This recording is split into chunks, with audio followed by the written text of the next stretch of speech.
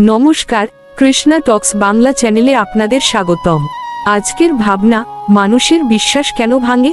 বন্ধুরা, জীবনে আমরা প্রায়ই দেখি, যার উপর সবচেয়ে বেশি ভরসা করি সেই মানুষটাই কখনো আমাদের বিশ্বাস ভেঙে দেয়। কিন্তু এর পেছনে কারণ কি? ভগবান শ্রীকৃষ্ণ গীতায় বলেন, 16 অধ্যায় 21 নম্বর শ্লোক, কাম, ক্রোধ ও লোভ এই তিনটি নরকের দ্বার। এই তিনটি দোষী মানুষের মনকে অন্ধ করে দেয়। যখন কারো মনে লোভ বা স্বার্থ জেগে ওঠে, তখন সে সম্পর্কের মূল্য ভুলে যায়। তখনই বিশ্বাস ভাঙে। আসলে সমস্যা অন্যের মধ্যে নয়, বরং মানুষের অস্থির মন ও নিয়ন্ত্রণহীন ইচ্ছার মধ্যে। তাই ভগবান শ্রীকৃষ্ণ আমাদের শিখিয়েছেন, নিজের মনকে শুদ্ধ করো, সত্য ও ধর্মের পথে থাকো। যখন আমরা ভক্তি ও সততার পথে চলি, তখন কেউ আমাদের বিশ্বাস ভাঙলেও আমরা ভেঙে পড়ি না, বরং আরও শক্ত হয়ে উঠি। চ্যানেলটি ভালো লাগলে একটা লাইক, কমেন্টস এবং সাবস্ক্রাইব করে দিবেন।